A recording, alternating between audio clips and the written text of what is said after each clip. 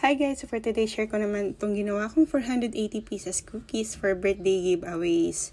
So just a brief details, cake sana ang ipapagawa ng mami niya. Kasi lagi talaga sila na-order sa akin tuwing may occasions sa family nila. And aside from that, palagi ko siya maalala kasi nga magka-birthday din sila ni Gray.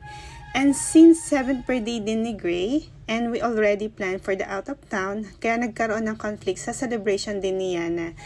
And ayun nga, di ko siya magagawa ng cake. So just to be part pa din ng grand celebration niya, I offer to make her cookie jar giveaways. Ito yung mga iba't ibang cookies na bestseller namin.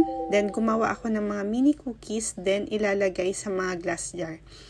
So I baked the very velvet cookies, then yung ultimate chocolate cookies, the walnut chocolate cookies, and the crinkles. So I also prepared the sticker that will be placed on the top of the jar, so everyone that will bring home the giveaways, then they will remember Yana's party. So ito na nga, habang binibake ko siya, is sunod-sunod na yung ginagawa ko. So after ma-bake, ayan na siya. So pinalamig ko lang ng konti, saka ko siya isa-isang nilalagay doon sa mga jars. Ayan. So, nag-order din ako ng maraming jars na may cover. Ayan. So, isa-isa ko na siyang nilalagay doon sa mga bottle natin.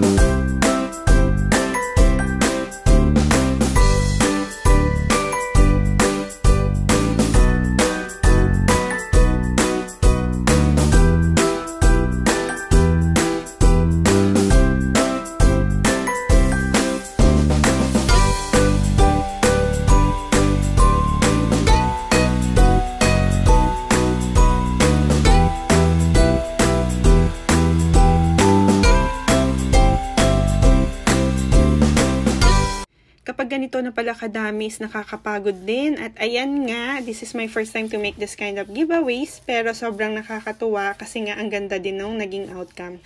Thank you very much po, Ma'am Joanne, for the trust. Hope everyone did enjoy the cookie battle ni Yana. And eto na siya nang matapos. Thank you po sa panonood. Don't forget to subscribe on my YouTube channel and my Facebook page. Yun lang po. Thank you sa panonood. Bye!